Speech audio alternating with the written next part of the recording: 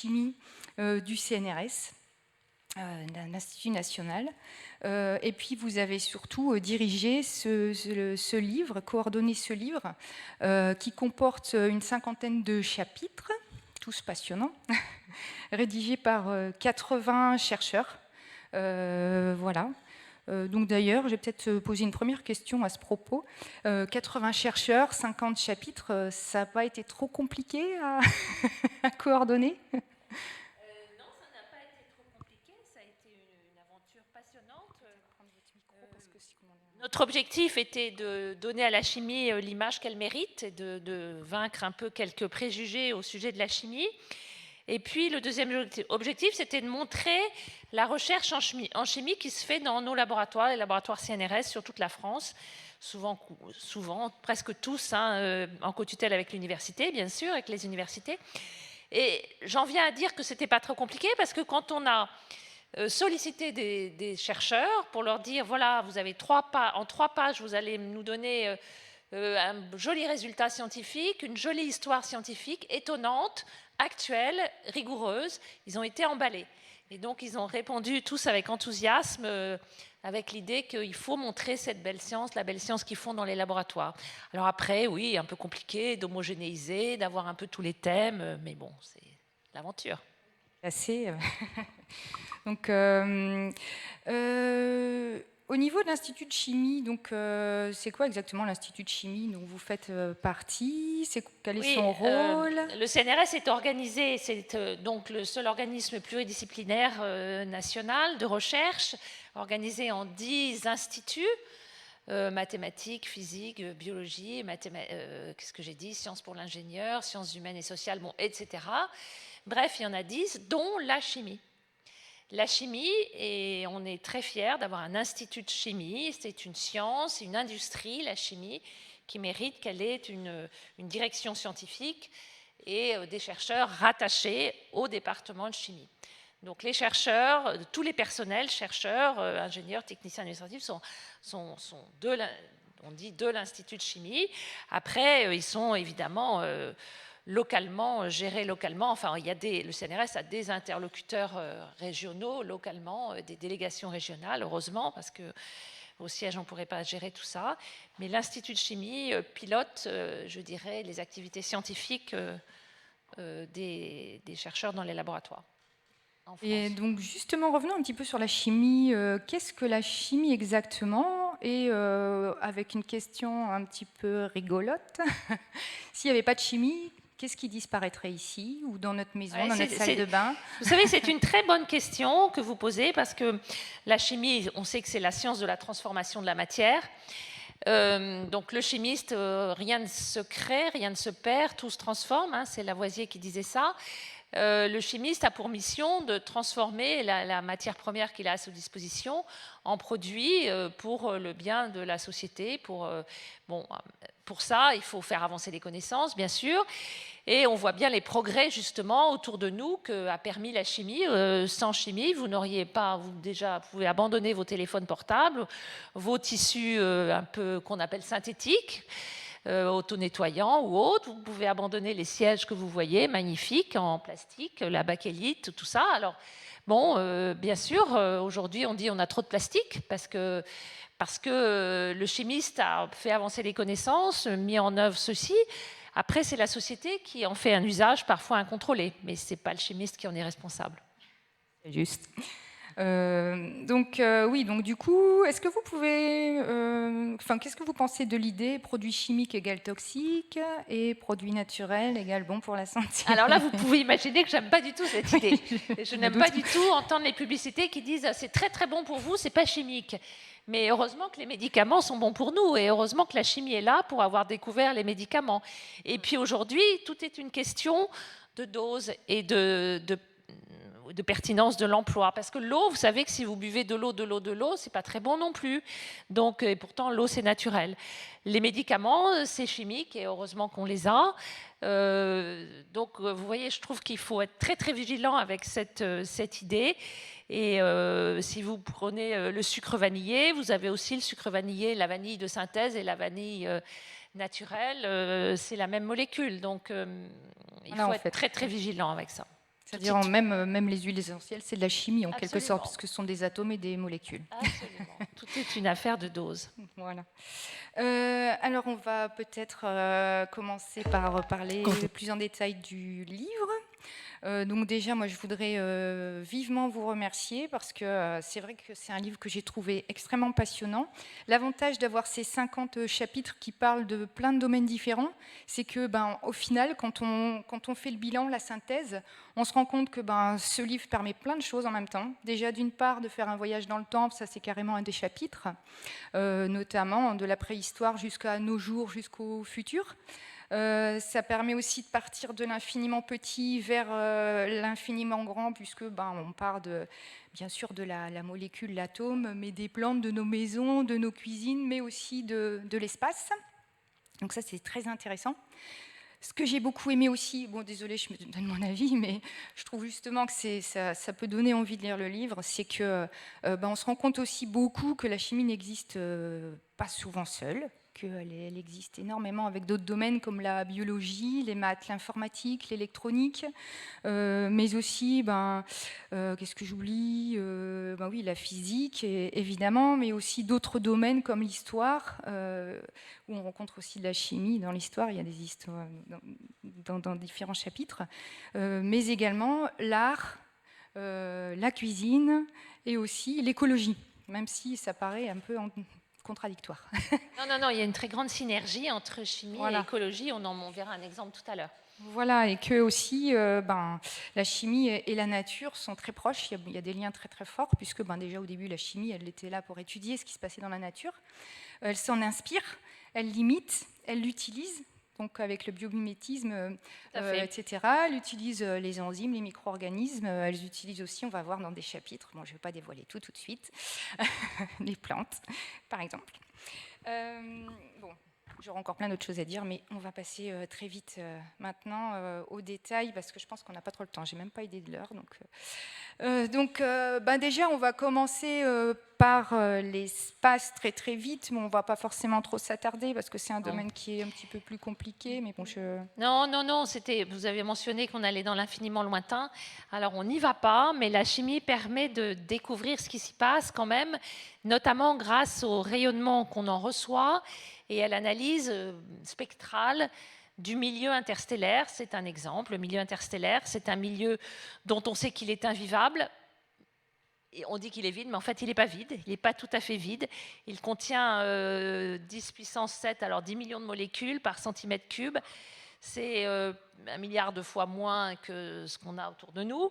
Néanmoins, on a découvert que dès dans le milieu interstellaire, il y avait déjà des molécules, il y avait déjà 210 molécules qui ont été identifiées, qui ne sont pas des molécules du vivant, qui sont des molécules très simples, composées de carbone, d'oxygène, d'azote, d'hydrogène.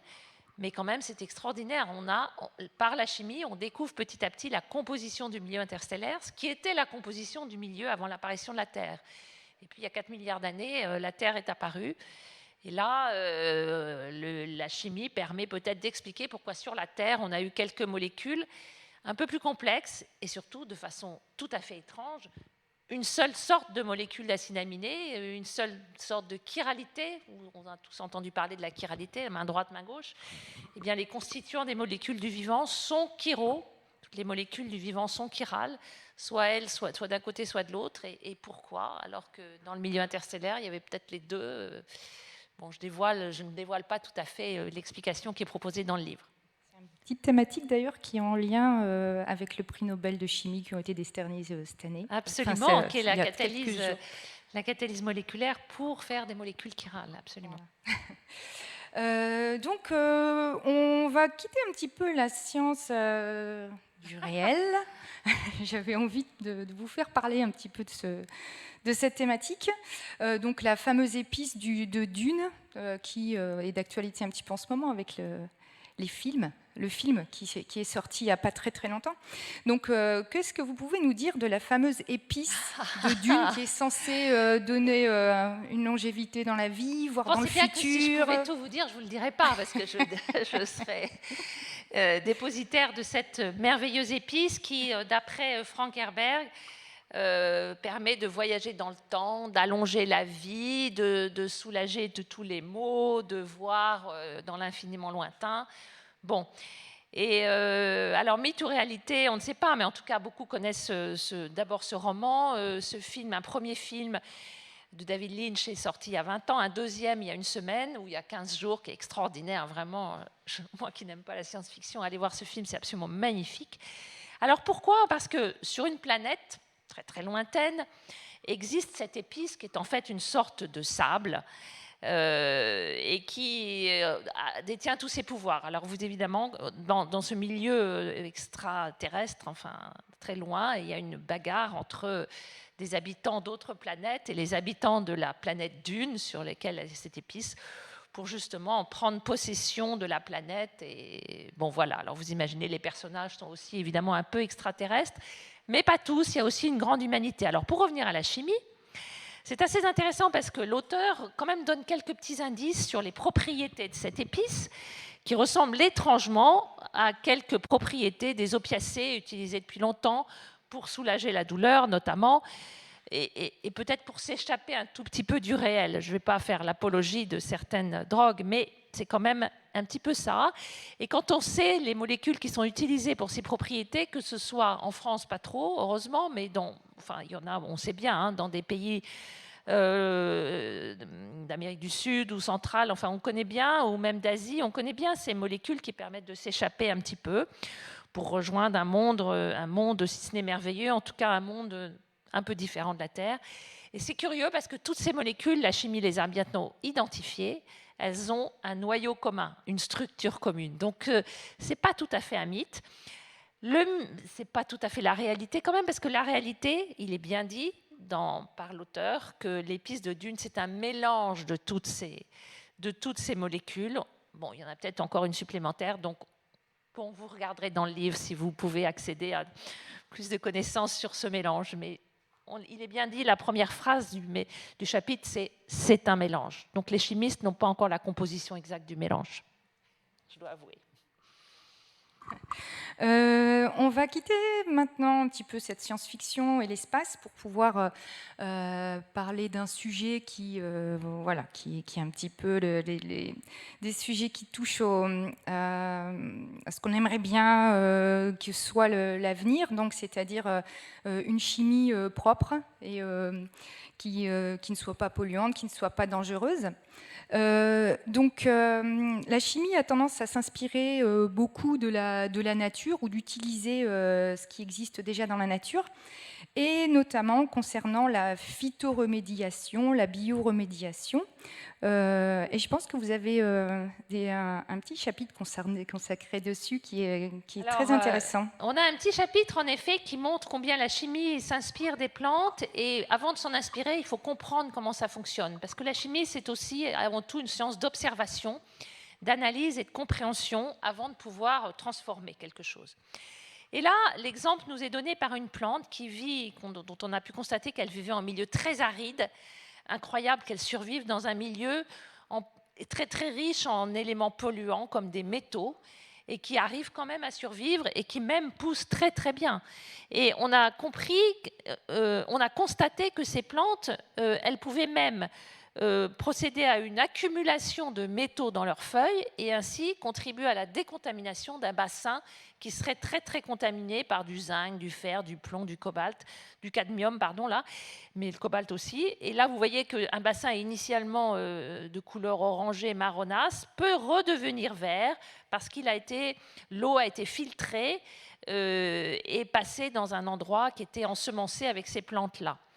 Alors, la chimie a permis de comprendre comment ça marche, en fait, grâce à des signaux chimiques qui existent entre les racines de cette plante et une petite bactérie qui vient se loger dans ces racines et qui est extraordinaire, cette bactérie. Elle capte l'azote de l'air, elle la transforme en engrais, en ammonium, en ion ammonium, qui n'est rien de moins qu'un engrais pour la plante qui va lui permettre de pousser et qui va lui permettre de capter le CO2 avec de l'eau et sous la lumière du soleil, de transformer en biomasse. Laquelle biomasse va être utilisée pour nourrir la bactérie. Et donc, on a tout un cycle absolument remarquable. Et c'est là qu'on voit une fantastique synergie entre nature et chimie, écologie et chimie. Voilà. Donc, vous avez justement parlé de biomasse, ce qui me permet de faire la transition avec la chimie verte, hein. Donc, actuellement, enfin depuis les années 90, hein, il y a une évolution nette des pratiques des industries chimiques qui vise voilà, continuer à faire de la chimie, mais tout en limitant tout risque toxicologique, d'accident ou toute conséquence néfaste sur l'environnement. Donc il y a 12 principes qui ont été édités, hein, dont un des principes qui est utilisation des ressources renouvelables, contrairement aux ressources fossiles ou autres ressources épuisables. Et donc notamment, l'idée c'est de se tourner vers d'autres matières premières, et une des possibilités justement c'est d'utiliser nos déchets et les déchets organiques. Voilà, et si les déchets devenaient une richesse, en effet, pas mal de déchets peuvent être réutilisés et transformés pour contribuer à produire de nouveaux produits à haute valeur ajoutée. Alors c'est vrai que plutôt que d'épuiser les ressources fossiles, on peut utiliser nos déchets, et c'est le cas, alors là un exemple très simple, qui est le cas de la peau d'orange. Quand vous faites 1 litre de jus d'orange, vous utilisez 4 kg d'orange et vous en jetez les peaux. Eh bien plutôt que de les jeter, les chimistes ont montré qu'on pouvait extraire de ces peaux d'orange une molécule, le limonène, qui permet de faire des solvants. Et donc, évidemment, et qui permet aussi d'éviter l'utilisation d'autres solvants beaucoup plus néfastes pour la santé. Alors maintenant, vous regarderez, vous sentirez vos pots de peinture avec un nouvel œil ou un nouveau nez, je pense. Un autre exemple qui est l'utilisation des pailles, qui sont les déchets agricoles, 250 millions de tonnes par an de paille qui autrefois étaient juste brûlées ou enfouies ou laissées. Et on a pu montrer qu'en fait, ils sont extrêmement riches en sucre, qui peuvent se combiner avec des alcools gras issus d'autres plantes et donner des tensioactifs, des molécules qui sont extrêmement utilisées dans le domaine des tensioactifs, que ce soit pour les mousses, comment ça s'appelle, enfin bref, pour les cosmétiques et autres sous forme de mousse.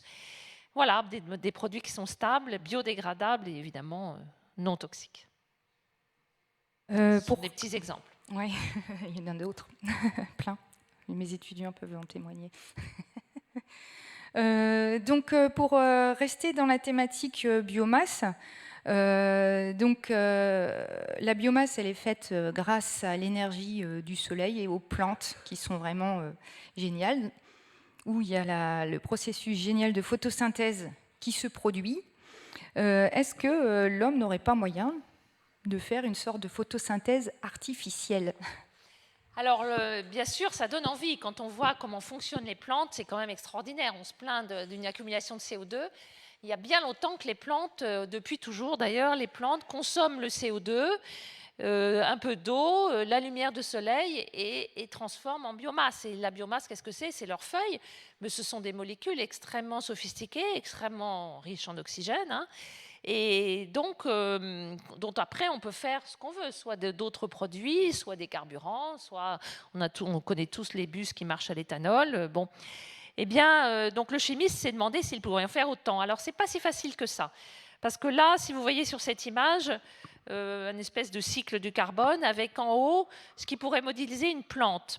La plante, il lui faut de l'énergie, c'est de l'énergie solaire. Donc vous voyez à gauche, il y a un petit panneau solaire qui fournit de l'énergie électrique.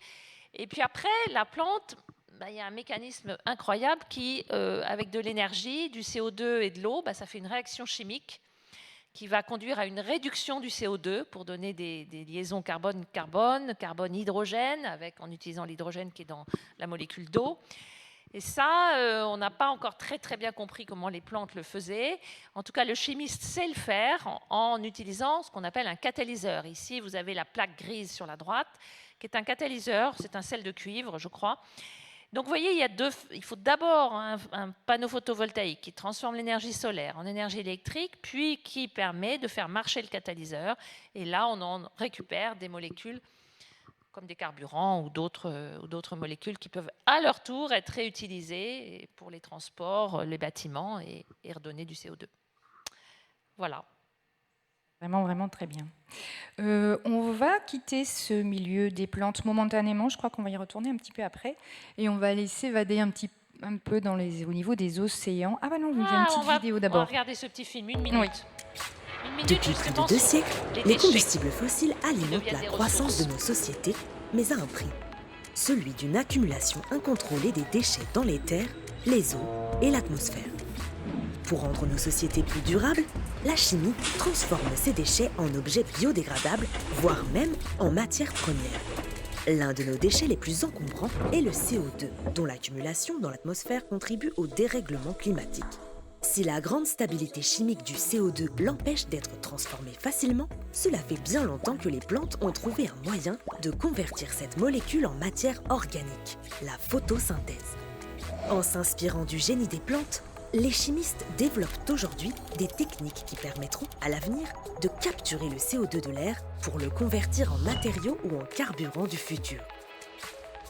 La chimie n'a pas fini de nous étonner. Alors, je fais justement une petite pause parce que j'en ai pas parlé au début, mais ce livre s'accompagne justement d'une série de vidéos qui est en train de sortir. Oui. Euh, Un petit teaser que vous avez vu au début, des petites vidéos sur les principaux thèmes qui sont sur les réseaux sociaux, qui sont un peu partout. Vous les trouvez sur le site de l'Institut de chimie, mais un peu partout. donc, ils sont déjà tous sortis ou il y en a Non, juste non. quelques-uns? Voilà, c'est ça, il me Non. semble, c'est en Ouais, cours. il y en a encore 2 en cours. Très bien. Eh bien, je vous propose maintenant d'aller voguer sur les océans. Alors, Donc, justement, voilà, on voit la belle image qui nous fait envie avec de l'eau qui est une mer d'huile, qui est une expression qu'on aime bien utiliser par temps calme, mais est-ce vraiment qu'une seule expression? oui, c'est une bonne introduction. Les océans, c'est quand même 70% de la surface du globe. Et on voit souvent une mer d'huile. Eh bien, ce n'est pas juste un joli miroir ou une belle image, c'est une réalité. Les océans sont recouverts par une couche extrêmement faible de matière organique qui résulte de ce qui s'échappe de la vie sous-marine et qui est bloqué à la surface grâce ou à cause de propriétés de surfactants d'un côté des molécules qui sont extrêmement hydrophiles, c'est-à-dire qu'elles s'accrochent à l'eau, et de l'autre côté elles sont hydrophobes, et donc vous en avez des chaînes de molécules organiques à la surface de l'eau. Et c'est extrêmement important parce que ça change complètement les échanges entre l'atmosphère et l'eau, et notamment des échanges qui donnent lieu à des réactions chimiques à cause de la lumière du soleil, parce qu'on a en général du soleil qui donne comme source d'énergie directe, et donc qui peuvent activer certaines réactions.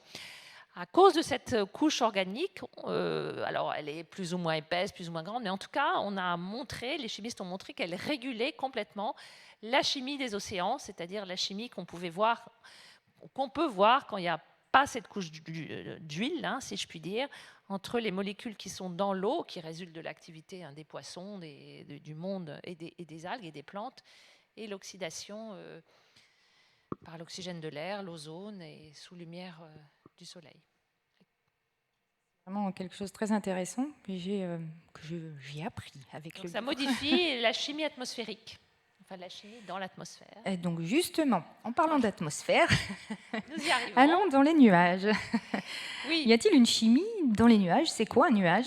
Y a-t-il une chimie dans les nuages? Alors ça aussi, c'est un domaine absolument nouveau qui est très important pour comprendre l'évolution du climat notamment. Les nuages, c'est pas seulement de l'eau condensée. On a toujours l'impression que c'est de l'eau, les nuages avant de pleuvoir, ou les nuages. Bon, c'est pas seulement ça. Il y a une véritable chimie qui résulte. Alors, je vous expliquerai après ce que c'est ça. Une véritable chimie qui résulte du fait que l'activité humaine que vous voyez en bas à gauche, les sources anthropogéniques, provoque l'évaporation de molécules pas extrêmement sympathiques, des molécules organiques qui sont des polluants atmosphériques, et qui se condensent justement avec les gouttes d'eau des nuages. Et donc ces molécules, on les retrouve dans les nuages. Alors, et pour notre plus grand bonheur, je dirais, elles sont transformées dans le nuage par photochimie, toujours sur l'action du soleil. Ça c'est sûr, elles sont transformées, elles sont très fortement oxydées. Beaucoup de ces molécules sont très fortement oxydées en du CO2. Alors vous allez me dire, le CO2 c'est pas très bon, mais quand même, si on compare à ce qu'était le polluant, c'est mieux d'avoir un peu de CO2 dans l'atmosphère que ces molécules organiques. Bon, ça, c'est la chimie. Mais aussi, on a découvert, les chimistes, en analysant la composition des nuages, ont découvert aussi le rôle des micro-organismes. Incroyable, dans les nuages, il y a aussi des petites bêtes. Et oui, parce que là aussi, elles sont condensées à la surface de l'eau et elles s'évaporent en même temps que l'eau. Et donc, on les retrouve et elles contribuent à la modification de la composition dans les nuages et à la modification de ce qui va après se reprécipiter sur la Terre. Alors, je reviens en arrière, parce que pour étudier tout ça, il a fallu capturer les nuages. Donc avant, on pouvait imaginer, je ne sais pas, qu'on allait prendre avec des petites cages à oiseaux et capturer des nuages. Mais non, ça se fait beaucoup plus scientifiquement avec des aspirateurs à nuages, dont j'ai montré une photo ici, et de façon très stérile, parce que comme il y a des bactéries dans les nuages, il faut vraiment respecter la composition des nuages. Donc, et ça se fait au Puy-de-Dôme, qui est une région. Alors, j'espère qu'il n'y en a pas ici, il n'y a pas d'originaire du Puy-de-Dôme, mais je crois qu'il y a souvent des nuages et qu'on peut ainsi vraiment au sommet du Puy-de-Dôme rentrer dans le nuage et en capturer un petit morceau. Voilà ce que fait notre laboratoire de chimie de Clermont-Ferrand, entre autres. On va quitter le domaine de l'environnement pour aller dans un domaine qui est un des grands enjeux actuels, à savoir l'énergie. Donc c'est vrai qu'actuellement, on essaye de rajouter des énergies renouvelables à ce qui existe déjà, ce qui peut poser problème parce qu'on se sert du soleil, du vent. Le problème, c'est qu'on produit de l'énergie, mais on ne sait pas encore bien le stocker, stocker l'électricité qui est produite. Donc l'idée, c'est d'essayer de la stocker quand même malgré tout grâce à la chimie. Et donc, bon, on va, dans un premier temps, est-ce que vous pouvez nous parler un petit peu des batteries? Qu'est-ce qu'une batterie? Bien sûr, l'évolution au niveau de l'histoire. On ne peut pas ne pas parler de batterie, surtout ici, où dans le cadre de cette délégation CNRS, il y a le plus gros centre de recherche sur les batteries. Ce n'est pas à Lille, c'est à Amiens, mais enfin, ce n'est pas très loin. Et surtout parce que, comme vous le disiez, l'énergie solaire, on en a quand il fait chaud et beau, et malheureusement, c'est quand il fait froid et la nuit qu'on a besoin de lumière. Donc, il faut avoir des réserves d'énergie. Et bien sûr, les réserves d'énergie, c'est stocké dans des batteries. Alors, la batterie, il faut savoir quelque chose, c'est qu'on ne peut pas stocker l'énergie sous forme électrique. On ne peut pas stocker l'énergie électrique, sauf dans des condensateurs, mais à ce moment-là, on n'a pas beaucoup d'énergie dans un condensateur. Et donc, il faut la stocker sous forme chimique. Et c'est pour ça qu'on parle de batterie, parce que la batterie, en fait, c'est un réacteur chimique réversible. On peut lui donner de l'énergie électrique qu'elle va utiliser pour transformer un produit chimique ou pour faire migrer un produit chimique d'une électrode, d'un pôle d'une batterie à un autre pôle. Ça, on appellera la charge de la batterie. Et puis, quand on aura besoin d'énergie, eh bien, on opérera une décharge de la batterie. Donc, les ions ou les espèces chimiques retourneront dans le pôle initial, si je puis dire. Ce sont des espèces chargées qui circulent d'un pôle à l'autre. La membrane au milieu permet de faire circuler les espèces chimiques, mais ne permet pas de faire circuler les électrons. Donc, c'est pour ça qu'à l'extérieur, on met un fil et on récupère l'électricité. Voilà le principe de la batterie. Alors maintenant, tout le monde se rappelle les batteries dans les voitures, les batteries au plomb, là, qui marchaient avec de l'eau, et c'était très, très lourd. Alors, on ne remonte pas à 1920, mais il n'y a pas si longtemps que ça. Les batteries au plomb des voitures, on savait ce que c'était. Et ça marchait avec de l'eau comme électrolyte, enfin, comme milieu entre les deux pôles, avec la limite thermodynamique, enfin, si je puis dire, c'est qu'on ne peut pas atteindre une puissance trop grande dans les batteries aqueuses, sinon on conduit à la décomposition de l'eau, donc à la fin du fonctionnement de la batterie. Donc, les chimistes ont beaucoup travaillé sur ces batteries-là et ont surtout sur un autre principe d'une batterie qui met en jeu non pas un milieu aqueux, non pas de l'eau au milieu, mais un autre milieu qui permet de travailler à plus grosses énergies, qui est un milieu c'est ce qui a donné lieu aux batteries au lithium. Et donc, ici, ce qui circule, c'est l'ion lithium. Ce n'est plus des ions aqueux qui circulent dans l'eau et qui circulent d'une plaque d'un oxyde de lithium à un autre. Au début, c'était du graphite. Après, ça a été des oxydes de lithium, cobalt. Bon. Et donc, le lithium, c'est exactement le même principe. Le lithium, on dit qu'il est intercalé dans un des pôles qui est constitué en fait de feuillets lors de la charge de la batterie, et puis il va dans l'autre sens naturellement lors de la décharge. Le lithium, c'est formidable. Les batteries que vous avez, tous vos téléphones sont équipés de batteries au lithium. Elles sont beaucoup plus petites, beaucoup plus légères. Les voitures électriques sont équipées de batteries au lithium aujourd'hui, donc vous en apprenez beaucoup. Elles sont surtout beaucoup plus puissantes. Vous avez sur le diagramme, je dirais, la taille et le poids des batteries qui sont... non, ce n'est pas la taille, en bas, c'est la puissance des batteries. Et comparé à la taille, et on voit que le lithium, c'est vraiment le bon compromis qui permet des batteries de plus en plus petites et de plus en plus puissantes. Alors vous allez me dire, le lithium, c'est dangereux et c'est un métal rare. Alors c'est vrai que c'est un métal qu'on dit critique aujourd'hui parce qu'il est rare et il est accessible que dans certaines zones de notre continent. On peut craindre sa raréfaction et puis c'est un métal qui est polluant. Donc les chimistes cherchent à remplacer le lithium par un autre élément. Aujourd'hui, on parle de sodium, des batteries au sodium qui existent déjà. Il y a une start-up extrêmement bien puissante qui marche très bien sur les batteries au sodium. Ce n'est pas encore complètement dans la vie publique, dans l'industrie, mais voilà, les chimistes ils travaillent pour les rendre aussi puissantes que les batteries au lithium. D'accord. Il y a aussi un chapitre, on ne va pas détailler là, qui est très intéressant. J'ai trouvé très intéressant sur les supercondensateurs qui permettent d'être couplés avec les batteries. Oui. Voilà, oui, parce que là, on stocke l'énergie électrique directement. Donc très intéressant. Donc il y a aussi, donc au niveau des batteries, elles peuvent être de différentes natures en fonction du lieu ou de l'utilisation qu'on a à en faire. Il y a un exemple qui est décrit dans le livre. Épisode 3, batterie du futur. Le fonctionnement de nos appareils électriques repose sur une pièce indispensable, la batterie. Mais sans chimie, pas de batterie. Les scientifiques travaillent aujourd'hui sur des matériaux innovants, efficaces et peu polluants pour la production et le stockage chimique d'énergie électrique. Et la batterie du futur? Tout dépend de vos besoins. Vous souhaitez alimenter votre montre connectée durant votre séance de sport? Essayez la biopile. Flexible, elle adhère à la peau et produit de l'énergie à l'aide de votre sueur. Besoin de recharger votre véhicule électrique? Les piles à combustible sont déjà là. Elles combinent de l'hydrogène à l'oxygène de l'air pour produire de l'électricité et de l'eau. Vous partez répondre à l'appel du grand large? Des scientifiques ont récemment mis au point une batterie fonctionnant à l'eau de mer. Peu coûteuse et recyclable, elle peut même servir à produire de l'eau potable. Les chimistes sont loin d'être à court d'énergie. Très intéressant, les piles à l'eau de mer, les batteries à l'eau de mer, où justement les batteries qui fonctionnent avec la sueur.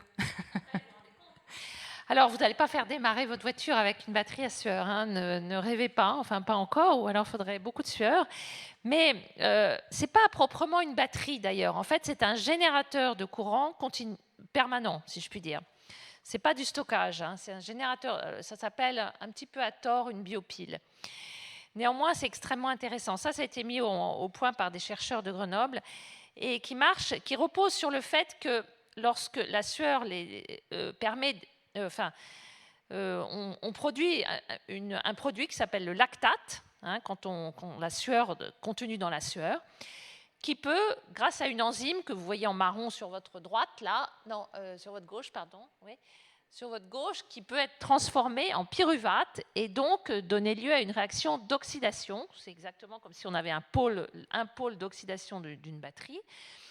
Et en donnant lieu à cette oxydation, ça donne un électron en échange. La réaction chimique, lactate donne pyruvate, donne plus un électron.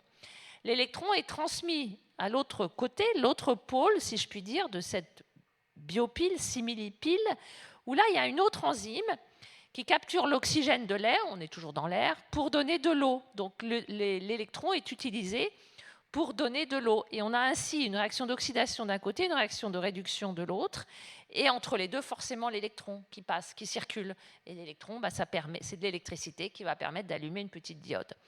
Alors, c'est une pile qui marche à votre sueur et les chercheurs sont allés un peu plus loin que simplement le principe. Ils ont utilisé une espèce de polymère réticulant sur la peau qui est souple, qui permet de bouger le bras, sur lequel ils collent une enzyme bien spécifique, l'enzyme marron à gauche qui permet l'oxydation, et sur l'autre pôle, une enzyme qui permet la réduction. Donc voilà, c'est comme ça on peut éclairer une lampe en faisant de la gymnastique. Voilà. Très intéressant.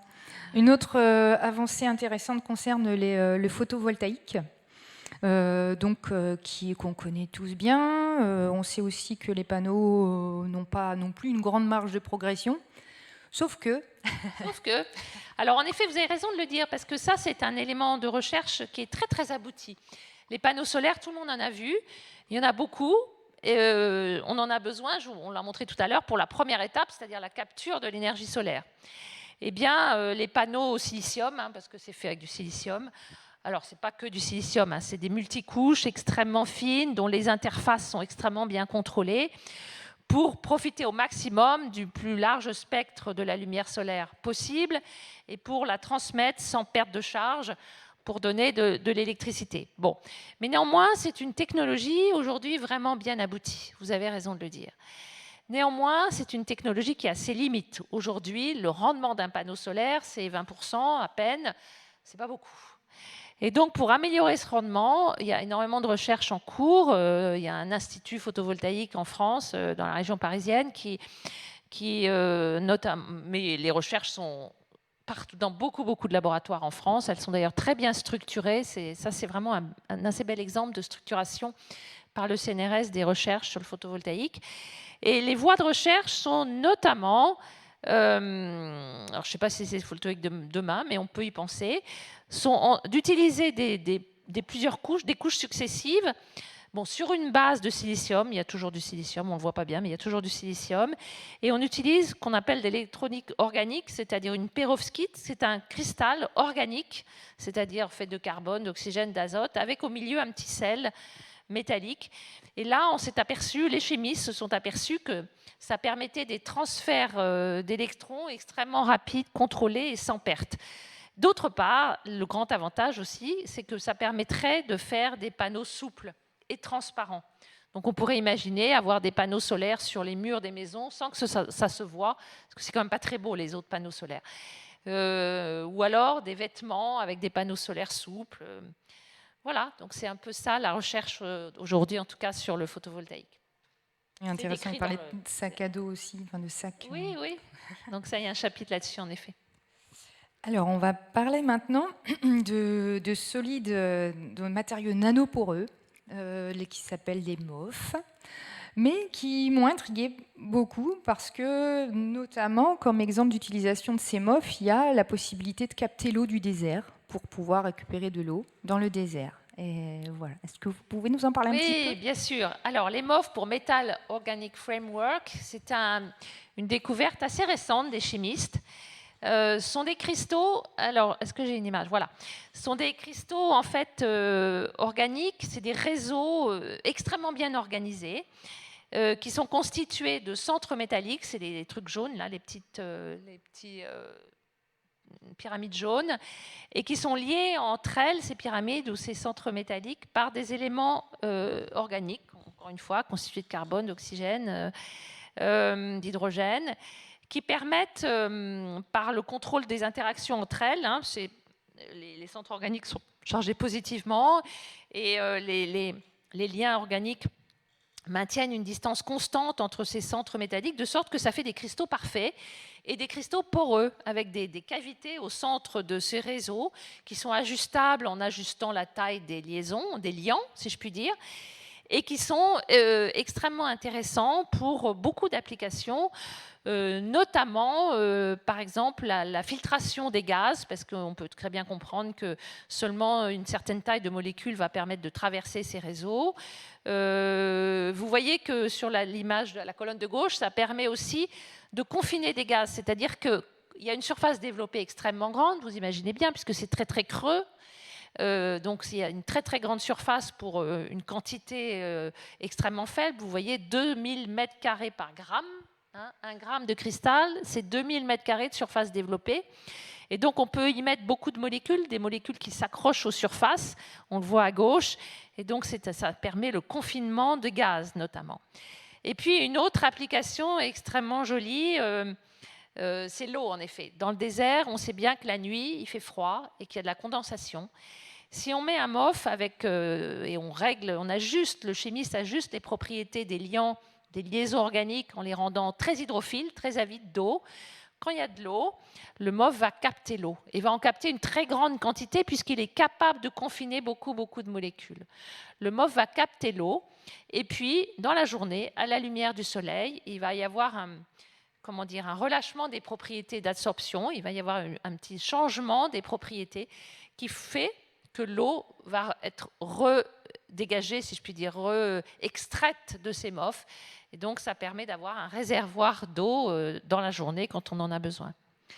Alors, un exemple aussi, ici, vous avez une petite cage qui contient des molécules de CO2. Vous voyez, on parle beaucoup de séquestration de CO2, camphère, etc. Les MOF sont une voie d'étude.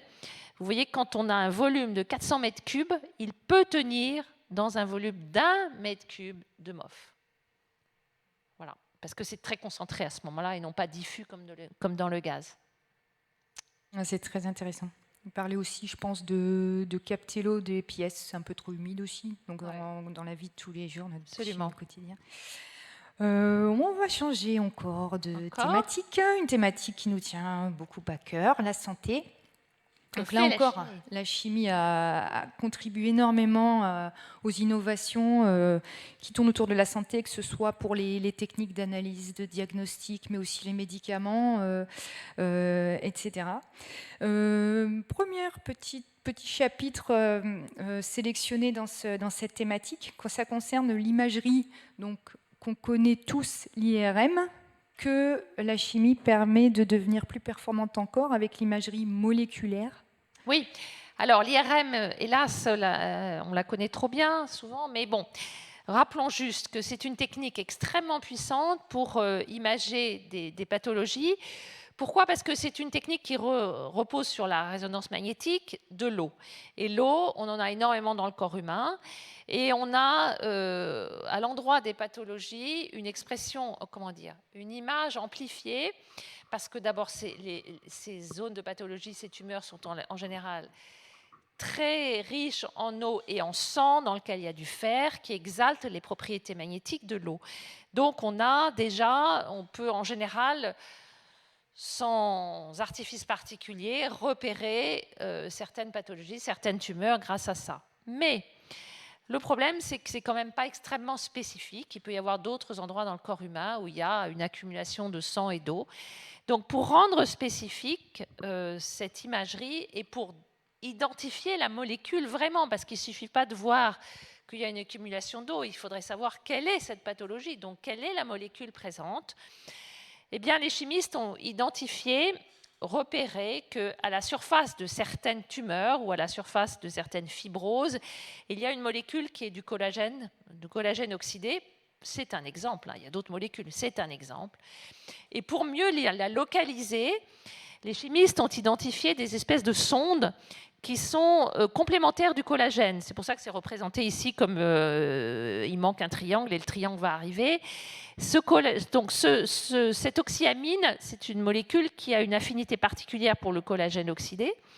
On lui adjoint un élément gadolinium qui va encore augmenter le contraste de l'IRM. Et ainsi, non seulement on cible là où on sait que ça va être malade, on va identifier qu'il y a du collagène oxydé, mais en plus, on va avoir une image bien meilleure. Donc voilà vraiment une application immédiate de la chimie, de la compréhension chimique de certaines pathologies. Donc la chimie détecte, permet de détecter. Et elle permet de réparer aussi. Alors,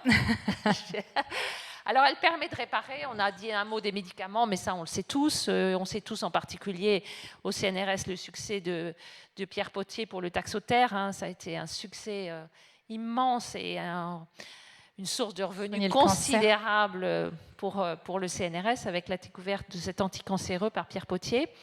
Mais plus récemment, une autre magnifique image de la chimie pour la santé a été fournie par Thierry Chartier, qui a été d'ailleurs médaille de l'innovation au CNRS il y a quelques années, qui a montré que par impression 3D, on pouvait reconstituer une pièce d'un crâne humain, par exemple. Alors d'abord, il faut identifier la taille ça c'est facile, maintenant, la taille, la forme, l'épaisseur de la pièce dont on a besoin.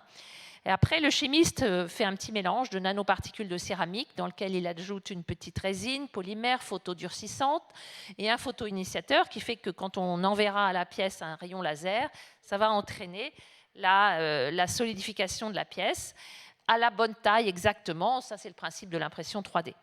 Donc, c'est vraiment de la combinaison d'impression 3D et de chimie qui permet de reconstituer une pièce à la parfaite dimension et à la parfaite composition d'un os du crâne, enfin d'un os de l'homme.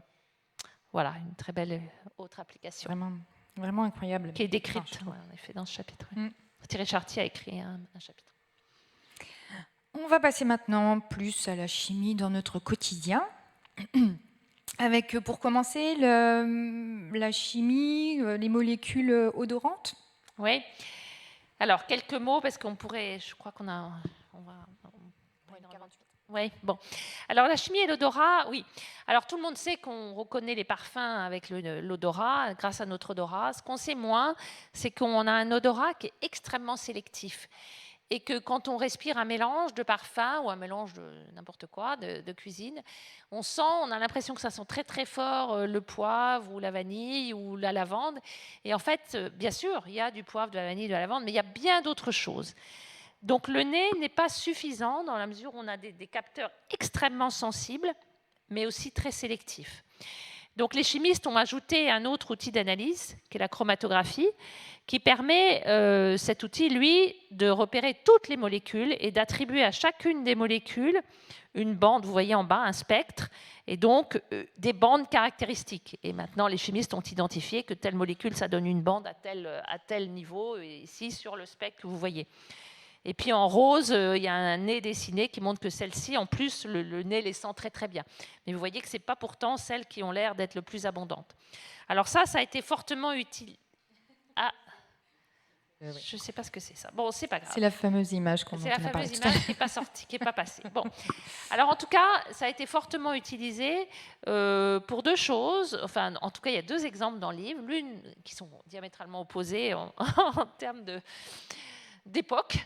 Il y en a une qui est la découverte de l'encens. L'encens, tout le monde sait ce que c'est, un parfum qui sent l'église, on dit, mais en fait, dont la composition a été identifiée il n'y a pas si longtemps par les chimistes, qui est en fait un mélange extrêmement complexe de molécules qu'on retrouve dans certains pays, et c'est pas par hasard. L'encens est issu, vous savez, des écorces d'arbres qu'on trouve beaucoup à Oman, enfin dans les pays d'Extrême-Orient. Et c'est en effet là-bas qu'on trouve ces molécules et pas ailleurs. Donc maintenant, la composition de l'encens est identifiée. On en parle un peu dans le livre avec des très très jolies images d'ailleurs.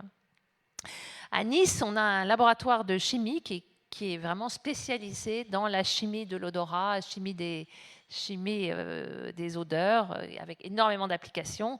Une autre application qui a été mise en œuvre l'année dernière pendant cette fameuse période du Covid, c'est la découverte des métabolites qui sont caractéristiques de quelqu'un qui est atteint du Covid. En effet, quand on exhale, et c'est un peu les mêmes techniques, c'est pour ça que j'en parle maintenant, quand on exhale, quelqu'un qui est malade du Covid exhale certaines molécules qui sont spécifiques et qui ne sont pas exhalées par quelqu'un qui n'est pas malade. Donc ça a été utilisé, mis en place, découvert par des chimistes à Lyon et utilisé en collaboration avec les hôpitaux de Lyon. Voilà, un autre exemple. L'exhalomie, je crois que ça s'appelle. L'exhalomie. L'exhalomie, je crois. Voilà, tout à fait. Donc, on va passer maintenant. Je ne sais pas si vous aviez prévu d'en parler, enfin, si on en avait discuté, du fameux goût de bouchon, vu qu'on est dans la chimie analytique.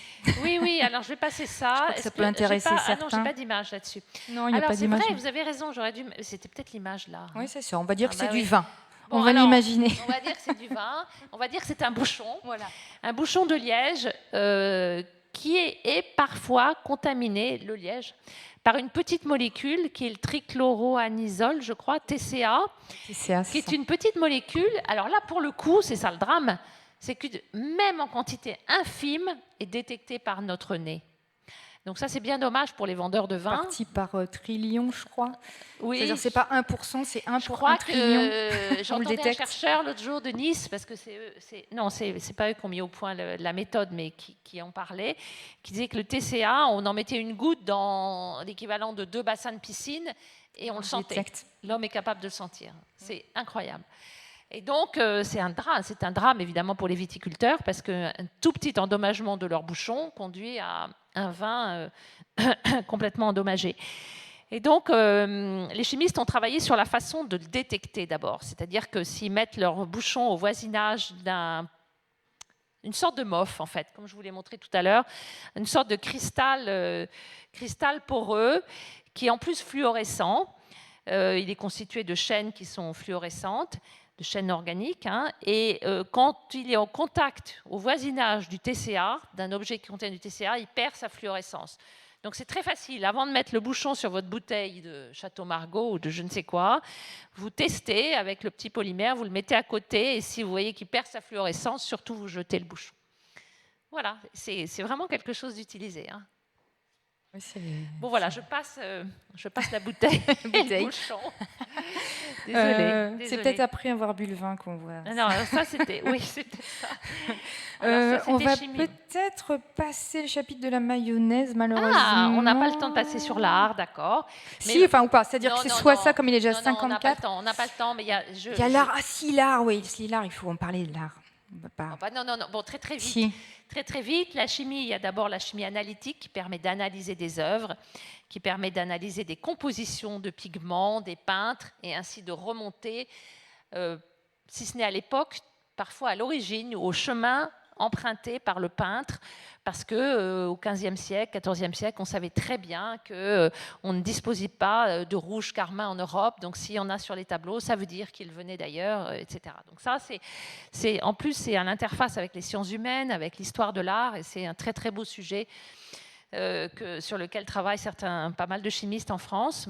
Il y avait d'ailleurs une personne qui était à Lille, Caroline Tokarski, qui était à Lille encore jusqu'à il y a 2 ans, qui est maintenant à Bordeaux et qui est une experte dans l'analyse des molécules organiques issues des parchemins et des peintures. Ça, c'est un autre exemple qui nous est issu de l'Antiquité, où on voit broyer des Égyptiens qui broient une certaine substance, et on a identifié que c'était pour faire du fard à paupières. Les Égyptiens étaient souvent malades des yeux, et ils avaient recours à ce fard dont la constitution ou dont la méthode a été décrite par Pline l'Ancien, qui constituait à ajouter de l'eau à de l'oxyde de plomb et régulièrement et du sel aussi. Et aujourd'hui, on a identifié que c'était véritablement une réaction chimique qu'ils savaient faire. Ils ajoutaient de l'eau en permanence pour neutraliser et pour déplacer la réaction vers la droite et obtenir cet hydroxyde de chlore et de plomb qui n'est autre que le fard égyptien. Donc c'est vraiment... La chimie reconstitue l'histoire, si je puis dire, ou explique l'histoire. Alors maintenant, on arrive... ça, c'était un exemple de Caroline Tokarski et d'examen d'identification de manuscrits. On passe à la mayonnaise. Très vite fait comme ça, parce que sinon, il faudrait quand même qu'on parle d'Angela Merkel. Ah, d'accord. Alors, la mayonnaise réussie ou ratée, parce que je voudrais qu'on arrête de dire que la chimie, c'est de la cuisine, mais qu'on dise plutôt que la cuisine, c'est de la chimie. Très bien dit. Parce que c'est un véritable contrôle des transformations qui arrive quand votre avocat, vous mettez du citron pour qu'il ne verdisse pas ou ne devienne pas marron, c'est de la chimie. Et la mayonnaise réussie, c'est de la chimie. C'est-à-dire qu'on mélange, c'est extraordinaire, on mélange du jaune d'œuf, du vinaigre, c'est-à-dire c'est un peu aqueux, du sel, on met de l'huile, et plus on met de liquide, plus ça devient solide. C'est quand même assez inattendu, mais heureusement, ça marche. Et ça marche parce qu'on a ce qu'on appelle une émulsion, où on a un contrôle des interactions chimiques entre les gouttes d'huile et un tout petit peu d'eau. Et ça, c'est de la chimie et de la physique quand même, qui permet à la mayonnaise de réussir. Et quand elle est ratée, on a le contraire. On a quelques gouttes d'eau dans un pot d'huile. Il reste liquide. Et voilà, la mousse de mangue, c'est comment on fait de la mousse. Mais bon, on en a parlé des mousses. Voilà. Alors, on va parler, parce que dans le livre, il y a un certain nombre de portraits de personnalités connues, mais pas forcément pour la chimie. Absolument. Alors, je passe vite sur celle-ci. Marianne Pauls, je dis elle ou lui, parce qu'en fait, c'était la femme de Lavoisier, un chimiste bien connu. qui est à l'origine de pas mal d'écrits sur la transformation de la matière. Et en fait, on a découvert que le rôle absolument époustouflant de sa femme, qui d'abord traduisait l'anglais, donc traduisait des documents scientifiques anglais, ce n'était pas des publications, mais c'était des livres, et puis elle dessinait toutes les réactions chimiques, toutes les expériences, c'est elle qui les dessinait. À la mort de son mari, qui a été décapité en 93 à la Révolution, elle, qui a été incarcérée, a été libérée néanmoins, et elle a continué à œuvrer pour les sciences bien longtemps. Voilà, donc c'est une femme absolument étonnante dont la vie est racontée. Un exemple de chimiste femme. Un et encore une autre. Voilà, un autre exemple, c'est Angela Merkel. On ne sait pas tous, mais c'est une femme qui a soutenu une thèse de chimie quantique en 1986. Elle était en Allemagne de l'Est à ce moment-là.